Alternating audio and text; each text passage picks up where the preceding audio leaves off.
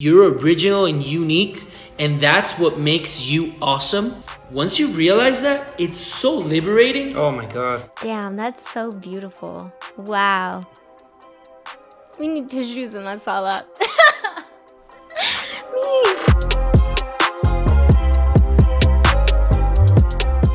¿Qué pasa, mi gente? It is your girl, Becky G, aquí en la Sala. Welcome back if you were here for last week's episode. And if this is your first time, you are still welcome in la Sala. I am so excited for today's episode because we are going to be talking about growing up G.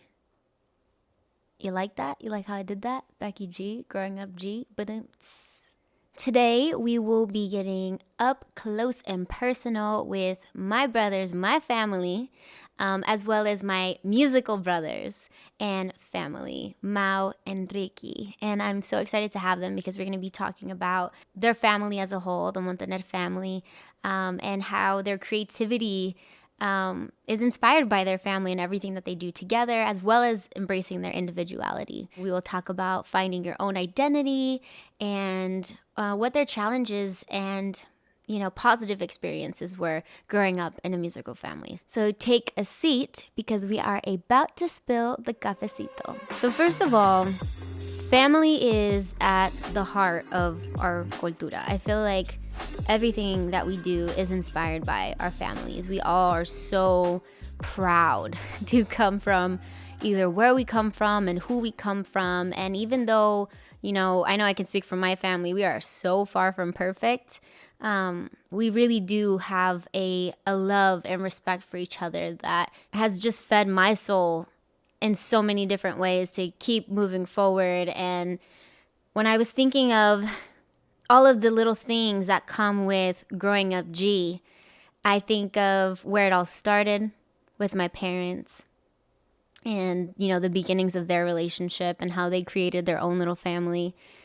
They were high school sweethearts. They were babies. I mean, my mom was 18 years old and my dad was 19 years old when they got married. And my mom was 18, turning 19 years old when she had me. My dad, 19, turning 20. And they were kids. I mean, by the time my mom was 23, my age today, she had all 4 kids, all right? Technically, that would be me pregnant right now with 3 other babies, which I would rock it because I am my mama's daughter, and I've learned so much from her. But let me tell you, that would be crazy. Me with 4 kids right now. Shout out to all the young moms out there, by the way, killing it, because I know it is not easy. I grew up with my mom, in a sense, because they were so young when they had me. And so I wanted to actually dive into that a little bit because family is the core of everything. It's why we are the way we are. It is why we make the decisions we make, because we are products of our environment. And I look at my dad and I look at my mom and how they came together, and I look at my brother Frankie and I look at my brother Alex and I look at my sister, and we're all connected, not just by blood, but also by experiences that we have lived together. And it all started with them, as high school sweethearts and taking on, what is a not, easy thing, marriage, and deciding that they wanted to have a family. And then being young parents of 4 kids as you're a kid yourself. I can speak to my experience that it was a blessing and a curse.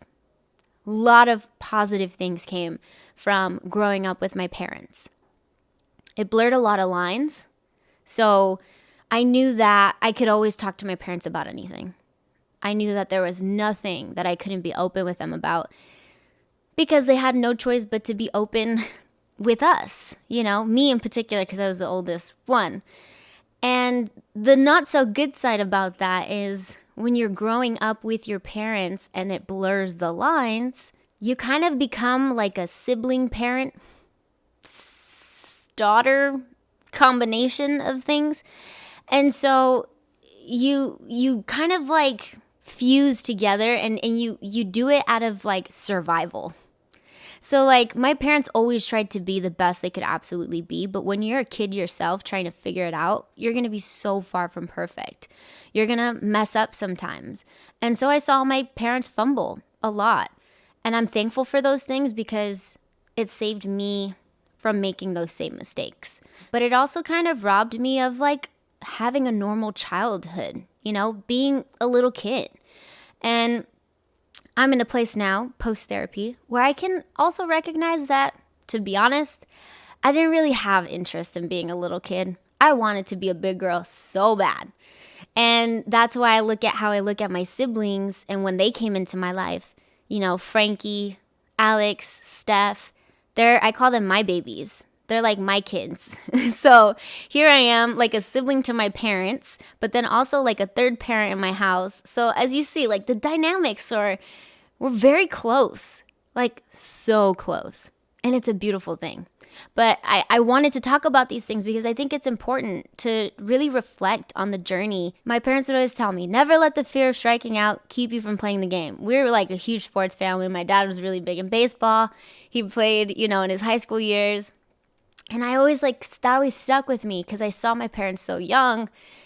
They were, in a sense, I don't want to say reckless, but they had this so what if I mess up mentality.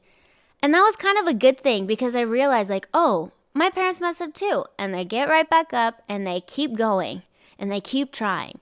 And it was the sky is the limit. So what if you mess up? You're going to get back up and you're going to do it again and you're going to do it better. You're not starting from zero. You're starting from experience. And the only way to really get through life is to experience it. And so, again, positive thing to learn from my family dynamics, but then also, like I said, going back to growing up with those lines being blurred sometimes, you deal with pressure. And not pressure that my parents put on me, but pressure that I put on myself, to be honest. Because I was so mature at such a young age, I wanted to be a good role model at home. I wanted to be a good example to my siblings and show them, you can be anything. Nothing can get in your way. And whatever obstacles put in front of you, you can overcome it. Now is probably a really good time to dive into the story of Alejandra and Francisco. My parents met at Santa Monica High School. My mom, she was a bit of a traviesa, I guess you can say. She had gotten kicked out of her other high school, so she had to go to Samo, and that's where she met my dad. And my dad was a bit of a Casanova, I guess you could say. He was good with the ladies. My dad's the kind of guy that took women's literature just to be in the room with all the ladies, which I find so funny now looking back at it because it makes a lot of sense. And my dad claims that one day he was walking down the hallways and he didn't see my mom's face, but he saw the back of my mom. You know what I'm saying? Her badonk-a-donk. And was like, that's going to be my girlfriend. Kind of like how I did with Sebastian when I sent it to my mom and I was like, say hi to my future boyfriend. Like my dad called it. He's like, that's going to be my girlfriend. And literally, they met. My mom's cousin was friends with my dad. They played baseball together and stuff. And so my mom's cousin was like, yo man, don't play with my cousin like that, I'll mess you up, if you break her heart or whatever. And so their story began and it's still going, which is a beautiful thing because I think a lot of, relationships that have overcome and gone through what they've gone through probably wouldn't have made it this far. And that's just me being very, very honest and open here. And so, like I said, they're so young, but so in love and so infatuated with each other and so determined. They had so many dreams. But their biggest dream was I want to have a family. And I want to have a family with you. And I remember my mom telling me that my grandma was like, I'll buy you a car. I'll send you on a trip. Don't get married. You're too young, which I'm surprised because, in our culture, it's usually that's what you do. You get married, you have kids. But my grandma was like, Alejandra, no, por favor. I'll buy you a car.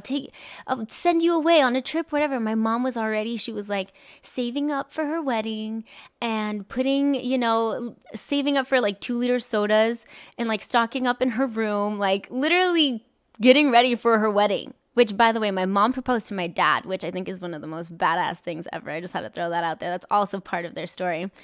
And they got married. And then shortly, I'm pretty sure I'm a honeymoon baby because if you do the math, I came a little bit after the news of me existing. It came a little bit after the wedding. My siblings are like, I really truly feel like I was born with best friends for the rest of my life. And that is such a huge blessing. And I know that, you know, for anybody who's listening and may not have those, you know, people in their lives, whether it's a relationship with their parents or with their siblings, like, know that like these relationships are so much more than blood. It's so much more than blood. It's a relationship that still takes a lot of work and a lot of effort. And that was one of the biggest things that I learned, you know, with my brothers and my sister, is even though we grew up together, it doesn't make us siblings by default. You know, these are relationships that take a lot of work, a lot of effort, a lot of checking in, a lot of relearning who each other are today. I'm going to give you the cliff notes on like each one of my siblings. Frankie, the second eldest. Recently, I've been feeling like, you know what? I kind of want to be like Frankie when I grow up. Yeah, I said that. I want to be like my younger sibling when I grow up. Because this kid is so good at anything he puts his mind to. Anything he gets his hands on. And his heart, too. Like, he's kind of a quiet kid, my brother Frankie. He's not a kid of, like, many, many words. And, yeah, he's like a little hype beast kid. You know, he loves the world of fashion. He loves street fashion and things like that. But, like, his heart is, like, one of the greatest things about him. I'm getting emotional. Me.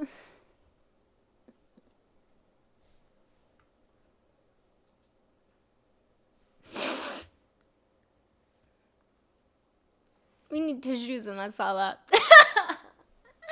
Me. Fuck my mascara.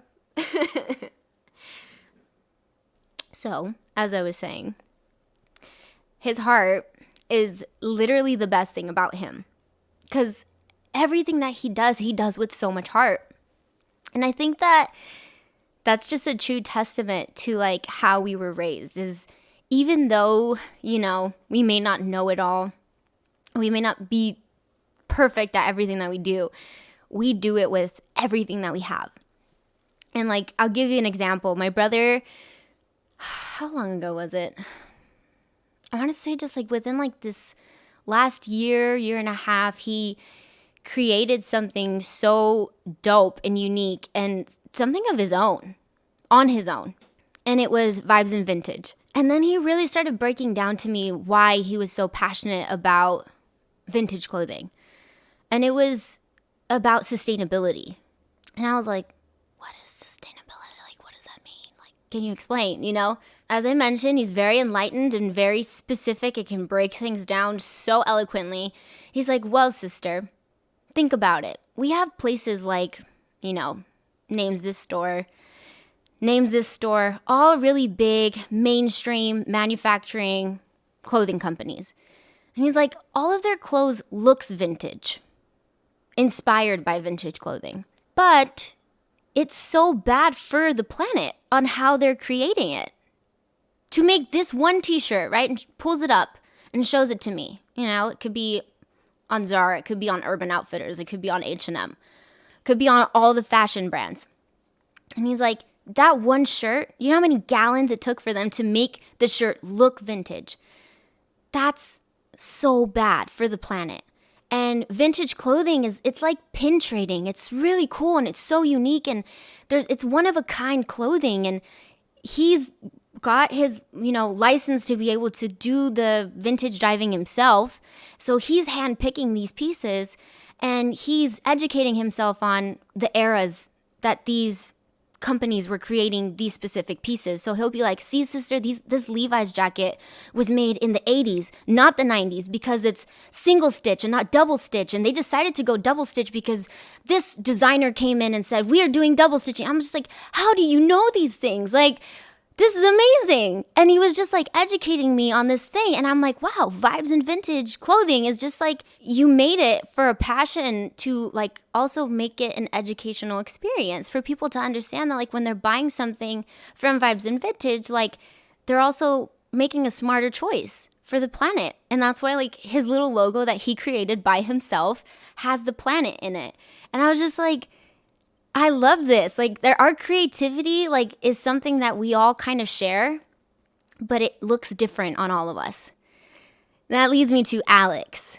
He's the second babe. How would I say it? Alex is the third eldest? Yeah, I guess that's how you can say it. Alex is the third eldest. And I call them all my babies, right? But let's also make something clear. They're my younger siblings, but they're my bigger siblings because I'm the smallest out of all of them. So Alex, who's the tallest of all of us, he is my gentle giant. He is our gentle giant. Alex was diagnosed with autism just before he was going to be 2 years old. And his story is pretty incredible. He was diagnosed with cranial synostosis and had to undergo this 50-50 chance of living or dying surgery. And it was a really tough decision that my parents, who, like I said, very young at the time, had to decide, like, for their child, okay, if we don't do this surgery, he will for sure live. But his chances of living a normal life are slim to none. Is that really us giving our child the best shot at life? You know, if he didn't do the surgery, he would eventually lose his vision and then his hearing and then his ability to speak and then eventually his mobility. You know, by the age of, I forget what it was because I was so young, but it wasn't very, very old. And my parents decided, no, we need to take this chance. He deserves this opportunity and this shot at living a normal life. We have to take this chance and we're going to let our faith, guide us. And, God at the end of the day is going to decide. And obviously he survived and he is everything and more than the doctors told us he would ever be. So expressive, so communicative, so eloquent with his words. Probably one of the smartest people I know. And able to touch people's lives in ways that Alex just does. And his way with words and how he connects with people, when he was diagnosed with autism, and we all know the spectrum is very wide, but he is high functioning. And even then, some people say, well, children with autism, they don't really make eye contact or they struggle with socializing. Yeah, my brother, like anyone, when you're meeting new people, you're going to suss them out. You're going to see what's going on. But Alex he's someone who will shake your hand and look you in the eyes and be like, hey, nice to meet you, man. My name is Alex. And you're like, I like this guy. He has this cool little, now he's got his little mustache and his beard growing and he's got his little hair and his style. And I'm just like, man, you're literally a walking miracle. That's why he's my hero. That's why he's our family's little miracle baby. And then my sister, she's the best. Stephanie, she is, although the baby, she is a young lady. Ella es la que manda. She is la señora de la casa. She cooks, she cleans, and all that and more. But she's got so much to offer beyond the kitchen, beyond the household. She is, academically so inclined. I didn't graduate high school, but by the time my sister graduated, I have 3 diplomas. Frankie, Alex, Stephanie. And she's her heart too, man. All my siblings, I think that's something that we all share, is everything we do is with our heart. We love hard. We work hard and we show up for each other. And my sister's one that she's very selfless. She puts everyone before herself. And that's something we're working on because, there's pros and cons to that too. But we'll get to that a little bit later. I think I get so emotional when talking about my siblings because we've come so far. It's happening again. Ugh. I don't know about you guys, but I hate crying. I cry all the time though. All the time. It's like I'm that person who kind of likes it but says they don't like it because it feels good for the soul. It's okay to cry, everybody. Just give me a second. Now everybody's crying.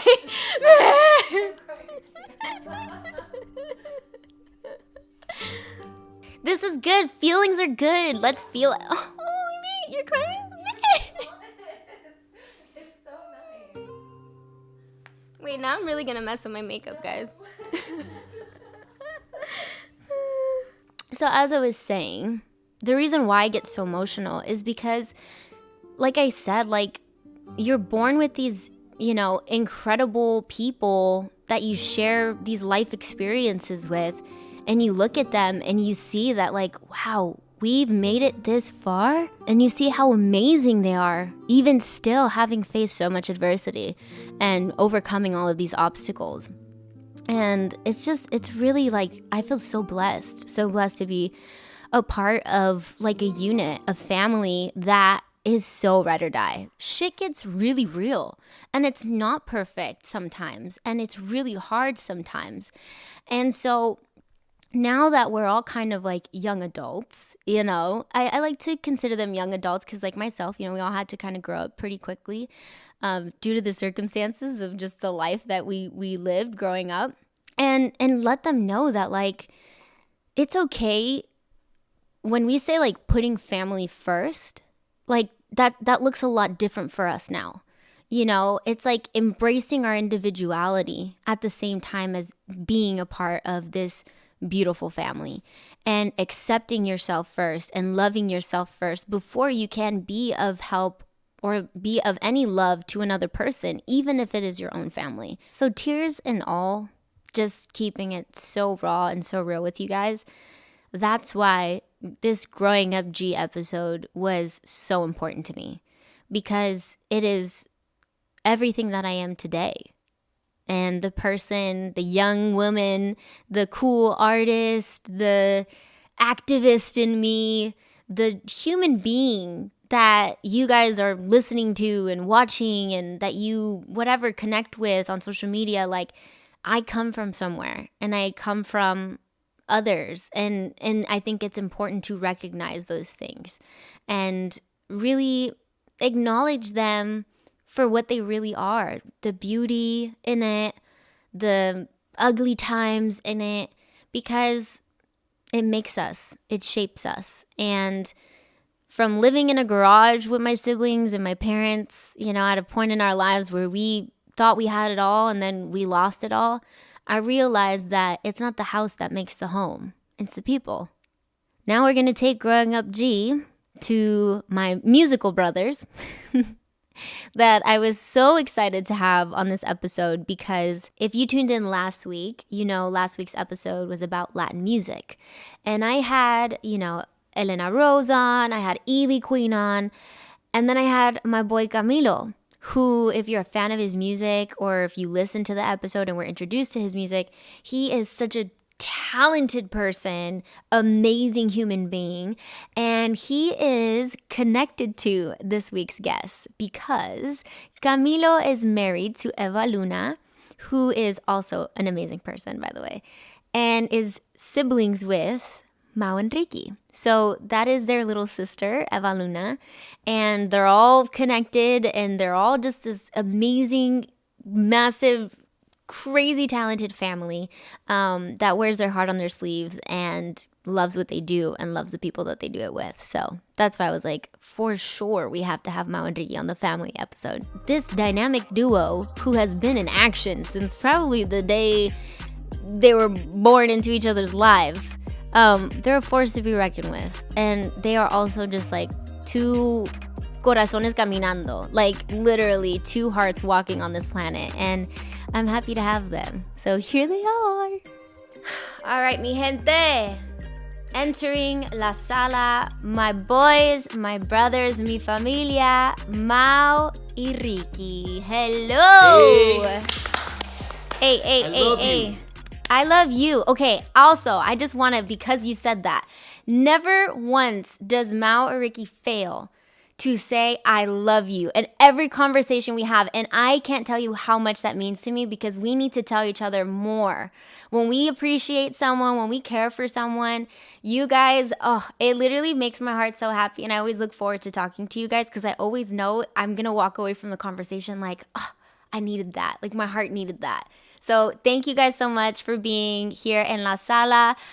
For all the fans, you guys were telling me when we were, getting settled here that you guys are in El DF, in Mexico City, right? Yeah. Mm-hmm. And you guys are working on a special project, I heard. Yep. Yes, we are. They still haven't confirmed that we can say it or not, but let's just say it's like a special project. It's a special project that has singing involved and red chairs and stuff like that. Oh, not obvious. Okay. Pues todos saben que los fans sí ya sepan todo. So, a shout out to your guys' fans because they know what's up. Y también it's a project that's with the family, right? Everybody's with you? Basically, everybody's together. The whole gang's together?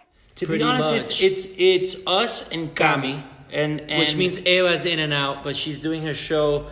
She's shooting her show in Bogota. So it's a very weird moment family-wise because we come from 6 months of being all in the same place. So all of a sudden it's like us and Camilo are in Mexico. My parents are now in the Dominican Republic.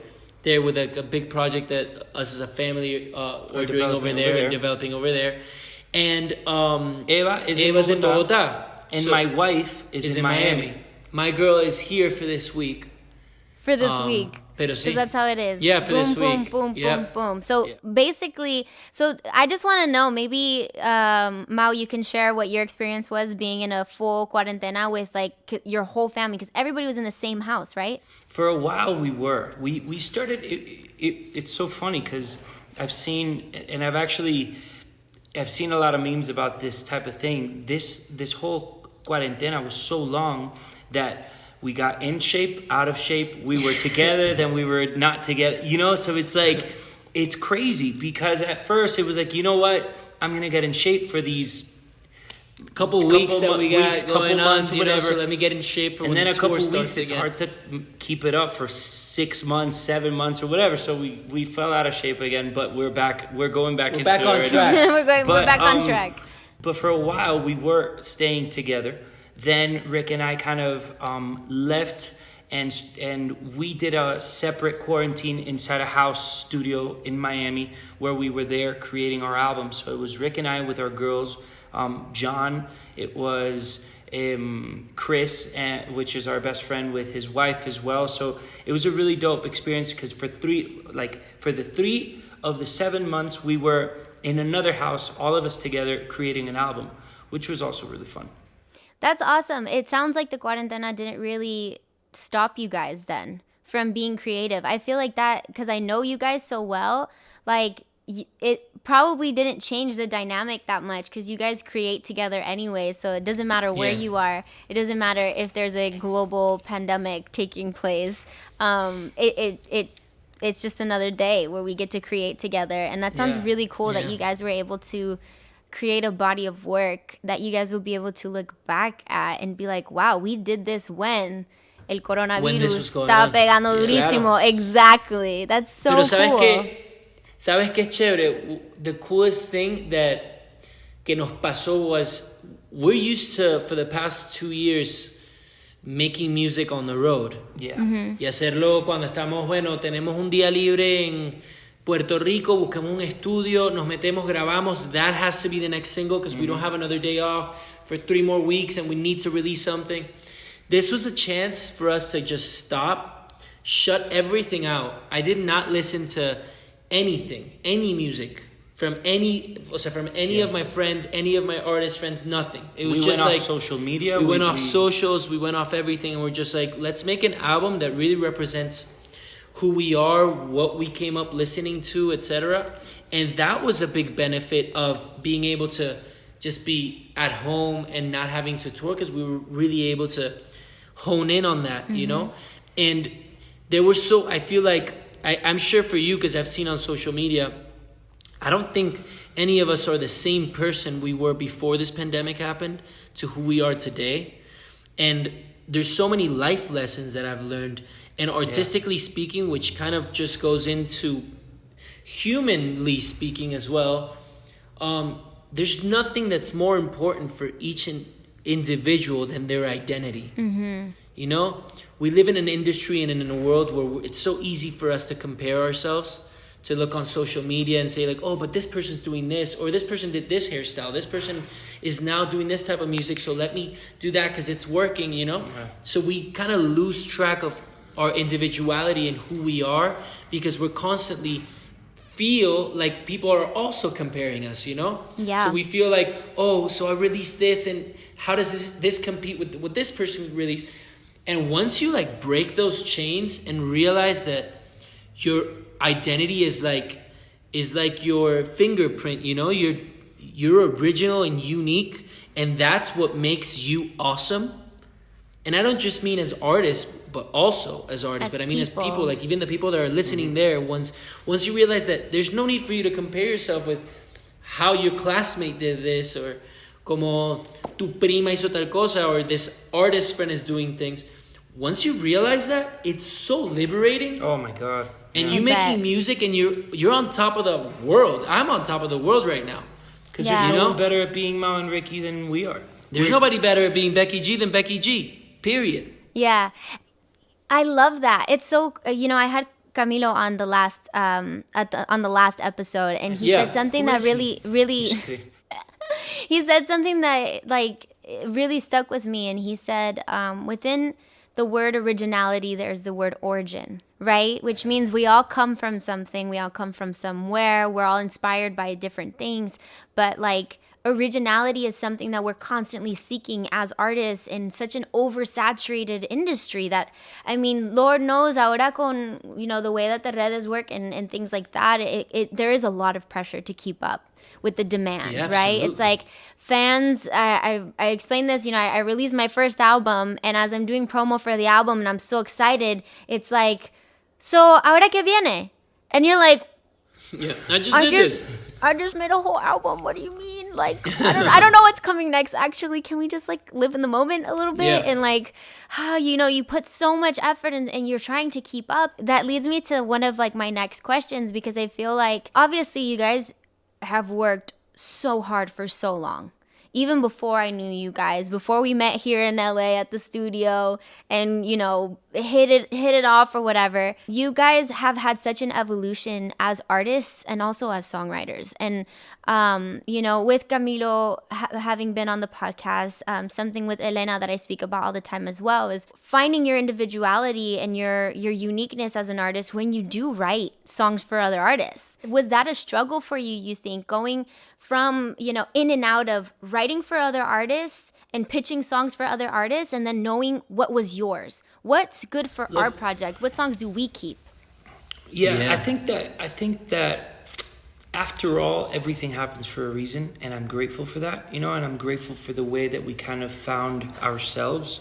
However, I do believe that in this whole pursuit of writing hits or trying to find a hit for someone else and trying to find a hit for us, we kind of lost sight about it. We lost sight of what was actually important, and it isn't really chasing the hit. Mind you, I love that we kind of did chase it for a while, because we were able to find a lot of really important songs that not only were important for our career, but it was important for careers of our friends like you and careers of friends like Camilo and of a bunch of people that surround us, or Ricky Martin or whatever. And it's things that definitely happen for a reason and happen in a very positive way. But yeah, I guess it's like a balance, because it's a way of making sure you are writing something that relates with people, and trying to find, when you write for someone else, what is a way for in our case, when we wrote together, it was a little bit easier because we did write together, and because it was a lot easier to kind of feed off from what you were. Yeah, because we already knew you. Exactly. Yeah. So, but when Rick and I wrote Vente Pa' Acá, we had to kind of channel what we believed Ricky Martin would say and would say in the future. Because another thing that we like to do is that we don't like to write, this is what Ricky Martin would have done 10 years ago. No, it's what is the next thing that Ricky Martin would do, and how can we channel that, and so all that kind of took us some time to realize that we didn't have to chase the hit anymore. That, thank God, we had those moments, but that after there was this one song in particular, we kind of hit this wall. It was pretty recent too. It was before this whole album that we thought, wow, although I love this song, I do believe we didn't necessarily move forward. And I don't mean move forward numbers wise. I mean move forward as a band and as an evolution. The bands and the artists that I love the most are bands that are constantly moving forward. And so I love that was the way that we found out that what we needed to do was just Sí. stay Y el true to sonido de identity. Becky, for example, like Becky's sound, when you're like, oh, what's Becky's sound? Sin Pijama is a part of what that was, pero hoy en día el sonido de Becky G no es Sin Pijama, porque Becky G ya pasaron un par de años y Becky G tiene que ir forward. She needs to go moving forward para conseguir what's my sound now. So mi sonido sí es Desconocidos y mi Mala and that, pero today my sound es La Grosera, es Papás, is this whole album. Because if you don't keep moving forward, I grow stale as an artist and I can't give my fans the best of me. Yeah. You know?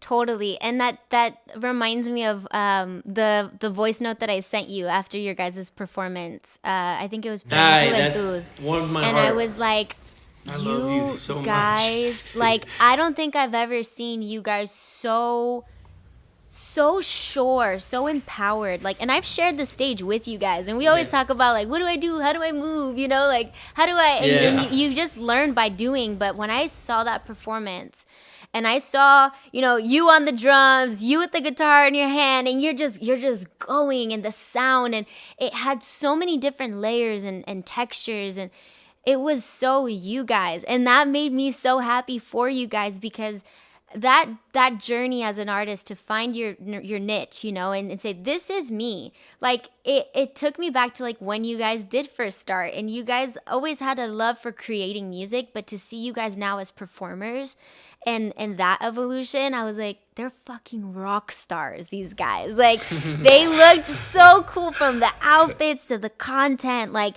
there's a true fingerprint now for you guys, and that makes me so happy to hear that you guys feel it too, because what comes after this, it only gets better and it only gets greater. That's beautiful. And Bex. parentheses, Thank you so much. You did say just now that we always say, oh, I love you or whatever, but it is also a result of who you are. I feel like this is a family, and I do believe that what we have as friendship, it is something very real, and it is something that, how much it means to us, and there should be more of this in general. And I was talking to Ricky about it, I think a couple days ago.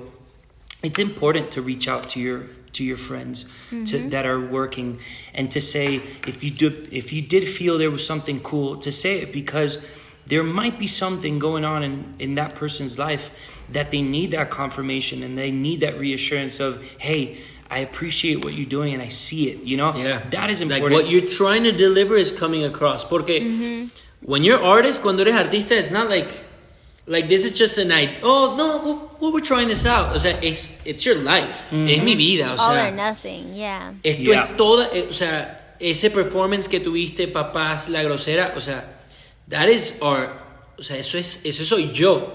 Entonces, nosotros creemos tanto en eso, y tener a alguien como tú que nos diga, ¿sabes qué, muchachos? Lo que están haciendo, el mensaje is coming across. Es importante que nosotros como artistas y amigos nos los digamos. And it's important not to wait. Okay, I'll tell them when I see them. When I see them. No. So what you did when you sent us that voice note, it meant more to us than you could imagine, because it was a voice note from someone that we admire, saying, "Yo, it's working. Keep going."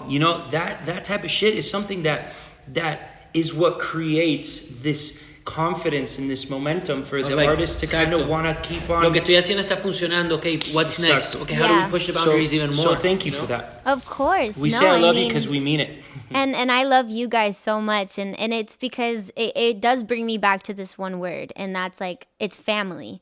And family, to me, it is so much more than just blood. It is when you connect with someone, especially when you have you know, yeah, we have a lot of things in common. We also have a lot of differences too. And I think that it's embracing each other's differences. It's learning from one another and being willing to, you know, and when I see you guys, like I said, we pick up right where we left off. And also these relationships, they take a lot of effort, you know, and I want to ask you guys some questions like about your brotherhood and what your brotherhood means to you guys, because obviously, like, I know for me, I don't come from a musical family.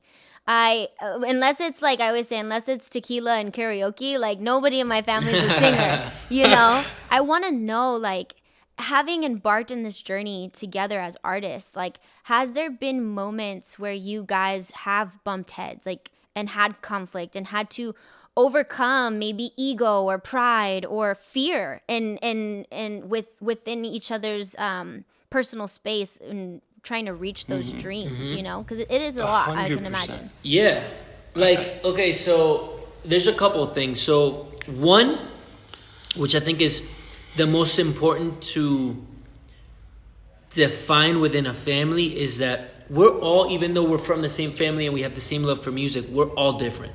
Yeah. And we are different artists within the same family, and we reach different people within the same family. So my message or our message is different from Cami and Eva's message. Cami and Eva's message and my message is different from my father's message. You know? So a lot of times what can happen is like, let's say La Grosera, right? There's a couple things. Like, if you're not sure with who you are as an artist, it's easy for those lines to blend and there not be a true identity within the family of like, who is Maui Ricky next to Camilo and Eva? Who are they next to the dad? Is the message the same? Is it not? Because it isn't. Because we make different music than them. Mm-hmm. They make different music than us. And the message is different. I proposed to my girlfriend a couple of weeks ago, right? So, right? Are you asking me to validate that? Because I think Instagram made it very official, by the way. I was like, oh my God. Yeah. Once that happened, I was like, it's official. It's official. So that happened, and Cami was like, yo, instead of releasing this video like this, why don't you get like one of the romantic songs in the album and make the video the proposal video? And I'm like, yo, that's an amazing idea. And it made me doubt for a second. I was like, bro, you're right. Let's put off La Grosera. Let's do this instead. And then like, everyone was like, yeah, that's a great idea. And then as I was like praying one morning, I'm like, God, is this what you want me to do or not? And one thought that came to my mind was, that would work perfectly for him. That's something he would do. You know what I'm saying? Like that's something Cami would do, and he would pull off incredibly, and like his video with Eva and his video with this, and I was like, that's different to what our message is. So let me propose to my girl, and let's release a song that's saying, I'm gonna end up with somebody like telling your ex, screw you. I'm gonna end up with somebody better looking than you, and that's you know, like, quote unquote, the funny irony behind it. Mm-hmm. That our message is different. And I didn't release that song saying any message to any ex-girlfriend of mine at all, despite the rumors on social media. Has absolutely nothing to do with that. As Twitter would say, oh really? Oh really? Exactly, as Twitter would say. Has absolutely nothing to do with my ex-girlfriend or anything like that. But we're like, that's kind of what our message is and how we want to go about. So and then to get to that, it's important also to speak about us as a band and inside the band, which to get to a message and to get to be in sync about a message, because we can't be shooting towards different areas, you know, or to different directions. We have to be in sync to get to that. There's this level of maturity that needs to happen that did not come till very later on in our relationship as brothers and as bandmates or whatever. Helped a lot with that. We had already kind of figured it out, because we figured out, because we would tour a lot and we didn't have the money to pay for 2 rooms, we would bunk together. We'd sleep in the same bed in a small room in a terrible hotel or something like that, and we'd be like this. So this for like 10 years, mind you. We had to learn how to not cross boundaries when boundaries were so hard to not cross because we're like this, you know what I'm saying? Like, and so when we don't have to share rooms now, we can still get along and point towards the same direction. It's great because we learned how to respect each other, and most of that respect came from how much we admire each other.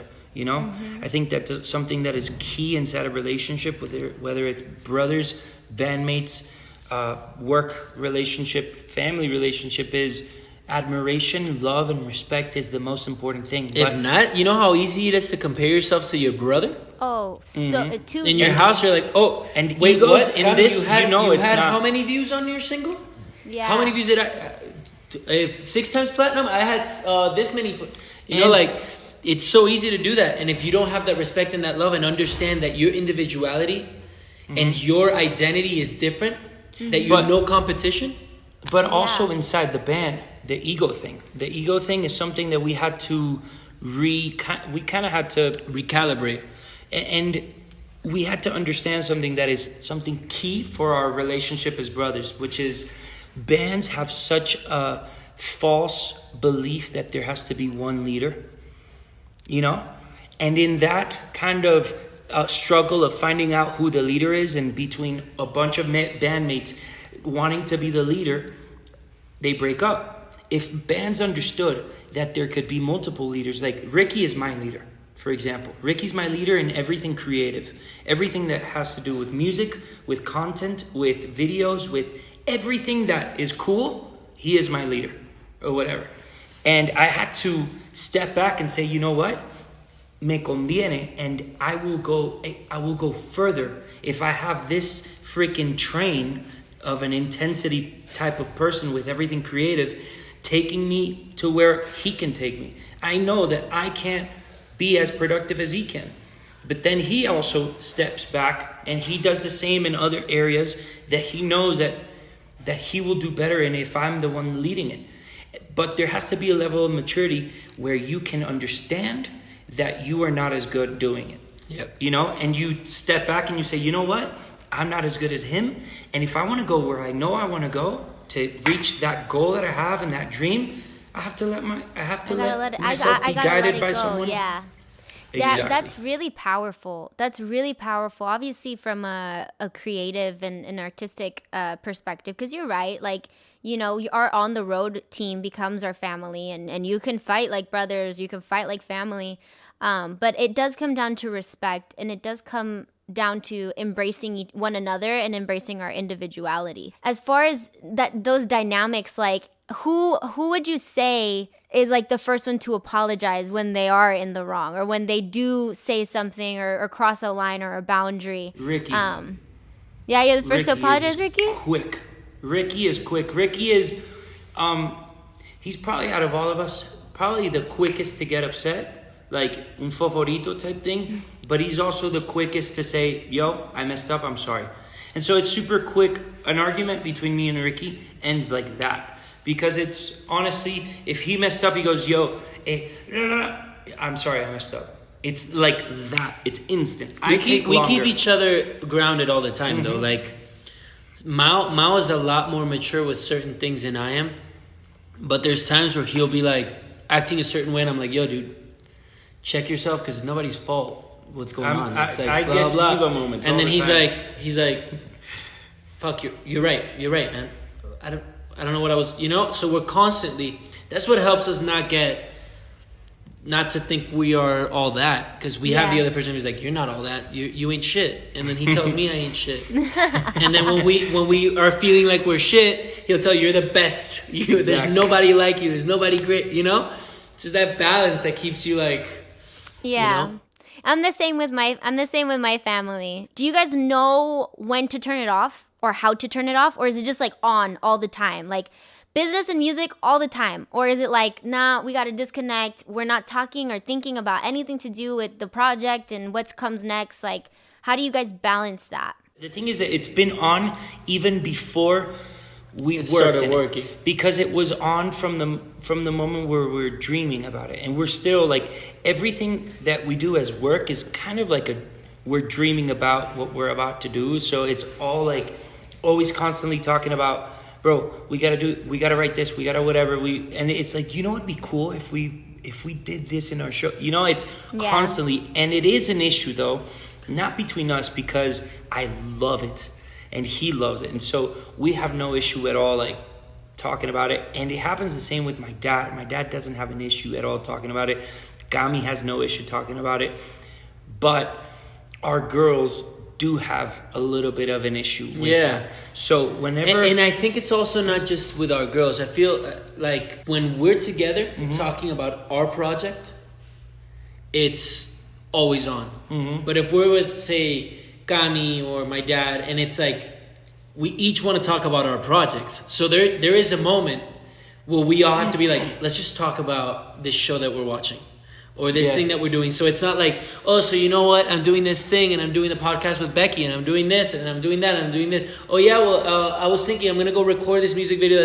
And it's like this constant thing where you have to be like, whoa, bro, let's just go work out. Let's go write something new. Let's go laugh at this show, watch this meme. Let's, whatever it is, you know? Yeah. There's definitely have to think about it.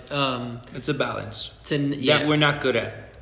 Yeah. And it's okay. I mean, there's a lot of people who aren't good at a lot of things, but it's really good that you can recognize that that you're not good at it, because that's sometimes the hardest part, you know? Like I said before, ego, pride. It's like, no, there's no way that I can be doing the wrong thing. But even then, we can unintentionally like hurt other people or make other people feel like what they do is invalid and not of the same importance as, you know, what we're doing, because our worlds are a little different. And I think I can relate to that for sure with my family, because, you know, my siblings, like, they're in school, you know, and they're excelling. They're killing it. They're like doing their thing. They're super dedicated. They go above and beyond. But you know how my brother talks about a presentation, you know, for one of his classes is different than when I'm like, guys, I'm performing at Staples Center and it's gonna be big and this is what I'm doing for my show. Like, it's just, they're different worlds, you know? So it's knowing that we can all coexist and that everyone is important here, you know? And maybe it is better to not talk about it right now, you know? Let's talk about the weather versus, you know, going too deep into it. Yeah, Sebas is always telling me, because too, the dynamics of, like you guys mentioned, like it's the pareja on the other side that sometimes struggles with it the most. Sebas sometimes has to remind me, like, keep it light today, babe, or like, you know, today we're gonna be fans of music. We're not gonna be constantly talking about creating music and trying to change the music industry. And I'm like, okay, you got it. And I love Sala so keep much. It light. Keep it light. It's basically his way of being like, you know, it's like, not everything is about you. Not everything is about you. Don't get intense, Bex. It's great though. He said we need that. You know, and they're like our family too. And I see that, you know, in your guys' relationships, you guys really do. When your partner comes into your life, they also enter your family's life, you know, and your family loves and respects your guys' partners as much as your partners respect your own family. And I wanted to just ask though, because I know you guys came out with Papas, and, you know, obviously, like, the video, by the way, is amazing. I want to just ask the simple question of, like, do you guys get along with your suegros? Because, like, you also become a part of their family. Oh, for sure. We, o sea, I do. O sea, esa canción, the thought is more like the fear or la película que uno se hace en la cabeza before meeting them, you know? It's like, oh, they're going to hate my tattoos. Like, my hair, black and white, they're going to be like, they're going to think this, oh, like, he does this type of music and talks about this type of stuff, you know? So you automatically start doubting or thinking, oh, they're going to hate me. So you make that movie in your head, and that's kind of what that song is about. Yeah. You know? But I have had moments where I haven't gotten along with in-laws, for sure. Not my current in-laws. They love me, and I love them. But before, me. In the past, oh, yeah, it's happened, for sure. It's, you know, it's hard. It's for me, I'm really good with my in-laws. Like, I'm really good with, in general, I feel like I'm good with people that are older than me, you know? I'm better with people that are older than me than with people that are younger than me or my same age. And I feel like the moment that I went into my wife's family, They adored me. But I can't imagine it's easy coming from, like, for example, with La Grosera. La Grosera is a song that talks about a lot of really, although it's not offensive, it has a lot of really bad words, you know? And my in-laws come from a style of living that it's a little bit less bad wordy, you know what I'm saying? So it's more it's conservative, I guess. But they love me with all their heart, and it's awesome because they make the effort in understanding, you know. And so I got a message. We just released this song, La Grosera, so I haven't spoken to them about it. I really haven't. But my suegra sent me a message today through DM that warmed my heart, and she said, she didn't say anything about the bad words. She just said, I'm working on learning the lyrics. And she said, ya me estoy aprendiendo la grosera. Te amamos.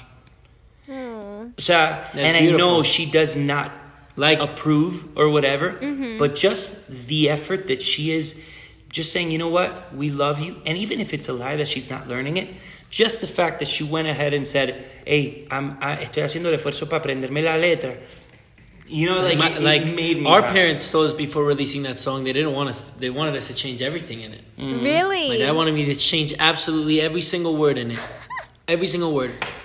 And we told our dad, no, that's just the way we communicate, and it's true, and it's true, and that's what happens, and blah blah. But I can see if my in-laws would have known me, and that's the song that's out, and they know it, and I'm like, hey, nice to meet you guys. They'll be like, oh, this is a guy that talks like this in his song. Yeah, exactly. Yeah. But it's not an offensive song. It's just real, you know? Yeah, it's real, and everybody is entitled to express themselves in their own way.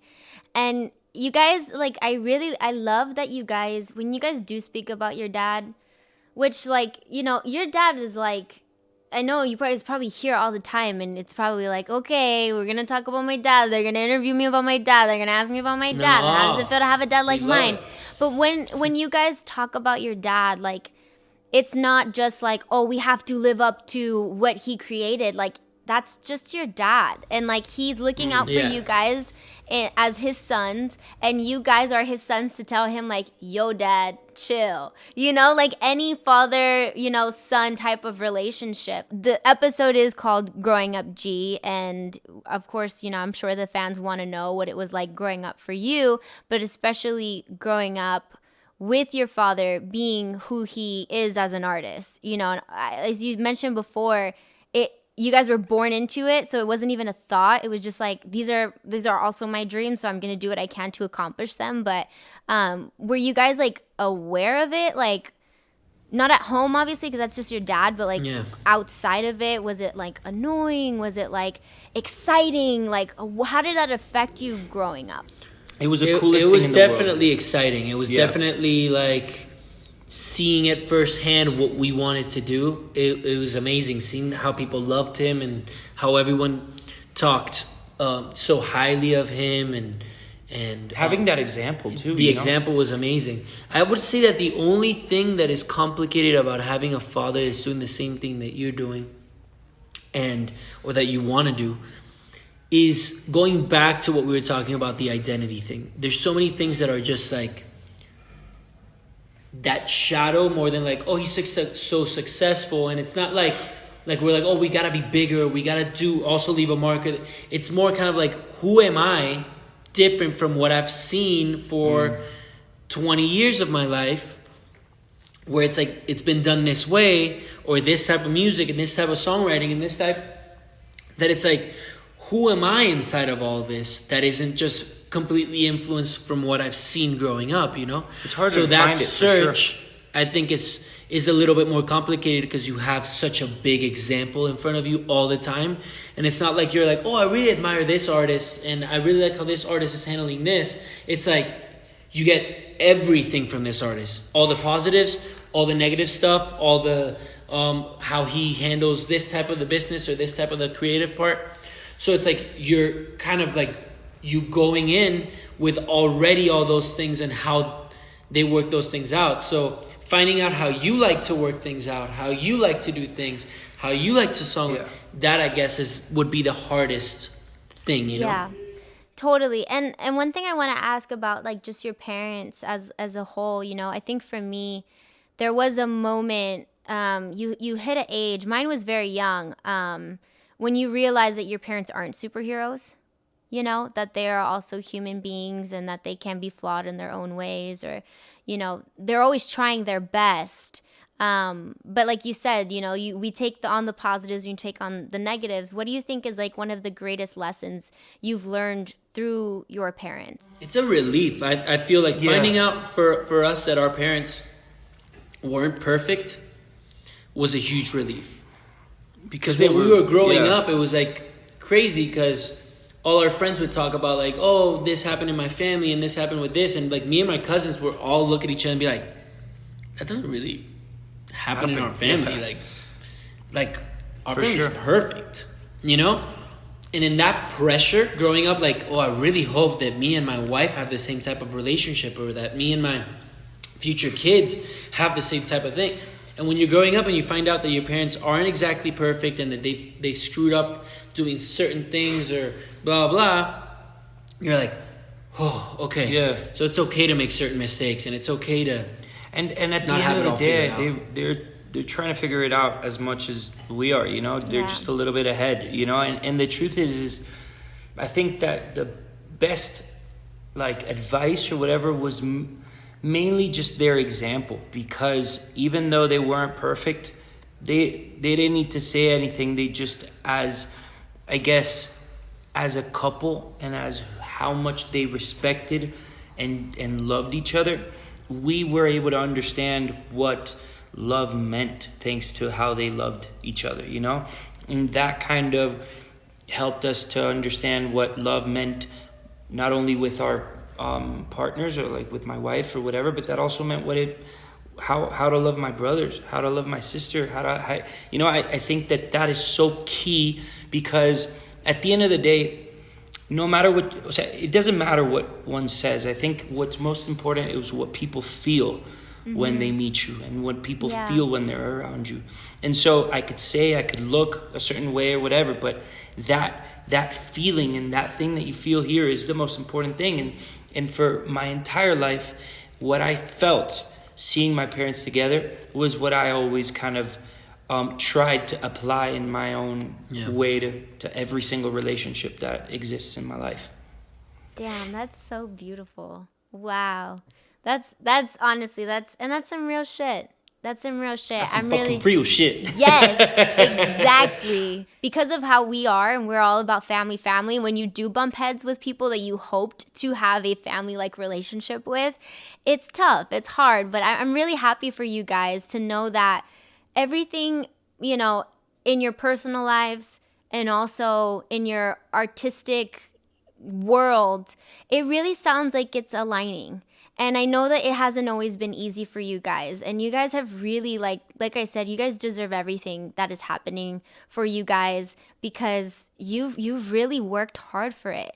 And you've gone through the process of, like, as you said, thinking you know exactly what you want, and then losing yourself in the sauce of the pressures, and then having to kind of like find yourself again and find yourself in this new space as the new people that you are, on a humane level. And I don't know, it makes me, again, I'm so happy for you guys. I'm so proud of you guys. I love you. Before we leave, one of the last things that I like to do, two things that I like to do. I like to do a thing called Play That Track. So I just want to know from each one of you, maybe Ricky, you can go first, and then Mao, what your favorite song is at this moment. It could be your own. It could be of another artist that's kind of got you through the tough times, you know, the cuarentena, the whatever song that you always had on replay. So yeah, if you can share that. All right, so it's obvious that I want people to listen to our song La Grosera and Papas and everything, but I'm not going to mention those because I want to go more interesting. And I go with like my obvious choice, which would be that. There's a song from probably one of my favorite bands of all time called the band's called the 1975, and they have a song called If You're Too Shy Then Let Me Know, or If You're Too Shy, something like that. That's been my cuarentena song that I've replayed most. I'm pretty sure that's gonna be my most listened to song in the last 6 months. I for love sure. it. And you, And Mo? I would say it would definitely. I'm just trying to figure out which one of this artist, but it would definitely be a JP Sax song. It'd be a JP Sax song, and I think it would be a little bit yours. I love that song. I think that is such a dope song. I feel like he is definitely probably my favorite songwriter that exists in this entire earth, and we've actually been able to be close and to become friends, and that's something that is unreal to me. But yeah, I'd say any JP Sax, the entire album that he released and the new stuff that he has released, like Hey Stupid I Love You, and I can't choose one because I am that much of a fan of his, and it has kind of been this soundtrack of my entire quarantine. That's awesome. I like Hey Stupid, I Love You. It's a great song. I love that song. Okay, and the last thing is what I like to do on this podcast is have my guests, I also shared my own stories, share a mala santa story. So in your guys' case, it's malo o santo. So a story, it could be from like when you guys were kids or something. Maybe you guys did something and were like traviesos. Yeah, whatever you guys want to share. It could be anything. A malo story, a santo story. I'll say a malo story and you say a santo story. I have a malo story too. Yeah. I used to steal tire caps, which is the little cap that is like that que tapa the air filler of the tires. There's a lot of the dope like BMWs or Lamborghinis. They used to have really dope tire caps. I don't know if they still do that because I stopped kind of noticing. But with my friends, we started collecting them. But we would go around and steal them. It was terrible. I feel terrible about that. Oh my God. How old are you? I was probably 11. Oh, wow. Okay. I was probably 11. I used to steal those too, but I feel like all of my malo stories will be like something like involving girls or something when I would like sneak out of my house or sneak girls Why am into I my not parents' surprised? house. Of course not. Of I think course it's not. like stealing girls into my parents' house or actually no, I remember one time I went over to a friend's house and went to a pharmacy and we were like 11 years old and we stole condoms Why? for no reason. Because just to find out what they were and how they were and how they like to like explore them. So I remember like, yeah, we just like opened the box, grabbed the content from the box, and we're like, bye guys, and then we're all like, what? How does this? How does this work? What is this? That's amazing. Yeah. That's Yeah, it hilarious. is a fantastic story. So neither of you guys have santo stories then. You were just traviesos all your life. No, I saved my brother's life once when we were little. Yeah? Oh. Remember that when we were moving from Caracas, it was like a big cardboard like Oh my God! like roll, and then we're like, oh, this is really cool. Let's just get into the cardboard and let's just start walking inside. So we were, imagine a roll of toilet paper, say, right? But it's a roll of cardboard. Like big, tall So we cardboard. started going inside. Obviously, the more you're running in, the tighter the place is getting, you know? But we were running inside the thing like going inside of it, crazy. and it got to a point where like I was chasing Mao, and then he just starts screaming, I can't breathe. It was crazy. It was And crazy. then I'm like trying to find him, but he had run so much like further ahead of me that I couldn't find him. Then I just start going against the walls. Boom, boom, and I knocked the whole thing down and I rescued him out. It was That's It was awesome. heroic. crazy. Yeah, Well, Thanks to that, sounds was- very heroic. that this was little- heroic. This little kid is alive. But thanks to you that. did a lot of things like that. Like when we were growing up, he was a great older brother.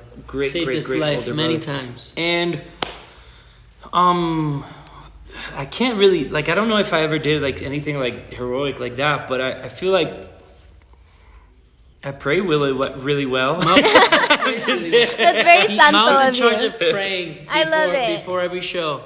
I love it. That's You know, funny. I have my sister. I would say my sister. She's that for us in our family too. She's our little santita. She's also the doña. She also tells. Ella es la que manda. She's the one that tells everybody what everyone's schedule is and how it's gonna go down and who needs to be ready for what. It's amazing. But okay. Well, thank you for sharing those with me. Te amo, man. I miss you. I know, I miss I you want to guys so hug her much. so bad, man. I know, soon. Very, very soon. I feel that, when we all come out on the other side of whatever the hell this thing is, because there's a lot of aspects to what we're experiencing as a society, as we all know. So when we do get to the other side of this, I know that there is definitely a warm embrace that I will feel from you guys and you guys from me and my family whenever we do get together. So I love you guys so much. Thank you so much for your time and for being so honest and sharing your truth here in this space and for trusting me with that.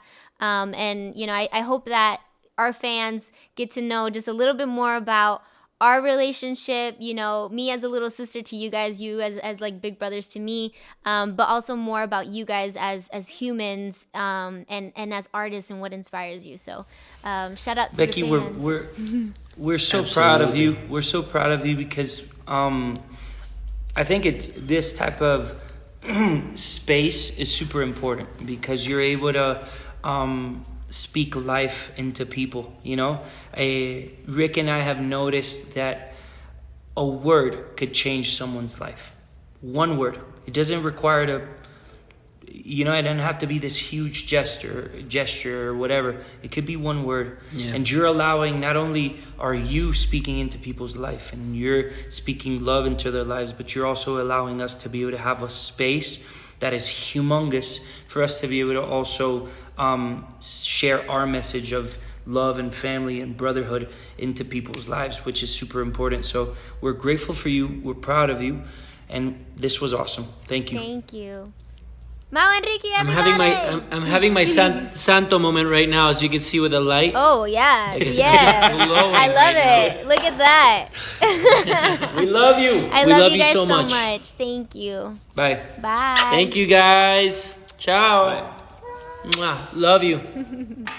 All right, guys, and now for one of my favorite parts of our En La Sala episodes. I've always said if we're going to talk about the culture, we're going to give back to the culture. So this episode is dedicated to La Plaza de Cultura y Artes, and La for LA too, which is LA Plaza de Cultura y Artes. I think it's really cool what they do. It's a collection of stories that celebrates the role of Mexicanos, Mexican Americans, and all Latinos in shaping the past, present, and future of Los Angeles, which is my city, my home. Literally everyone and anyone can get involved. For more information on how you can participate or contribute, you guys can visit lapca.org. That is lapca.org.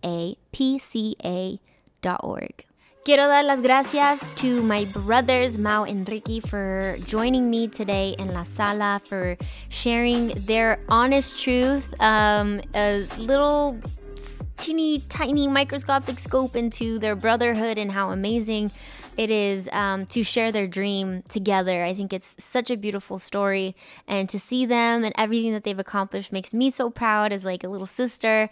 And I love their whole family, the entire Montaner family. They're just so welcoming and so embracing. So gracias a ustedes por siempre recibirme con brazos abiertos. You guys are amazing.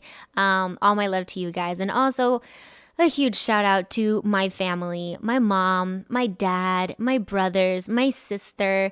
You guys are so amazing. You guys inspire me in everything that I do. We are here every week, so you can like, follow, and subscribe on Amazon Music to join the party aquí en La Sala. And you guys can follow me at I am Becky G on all social media platforms. It's me, your girl Becky G, and we will be back next week. Adios. Oh, that was whack. One more time. Still not good.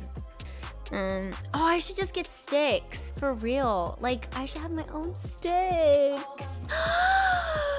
Season 2. This is good. Feelings are good. Let's feel it. Oh, baby, you're crying. It's so nice. Wait, now I'm really gonna mess with my makeup, guys. Mau y Ricky. I said Ricky with the R instead of Ricky. Ricky.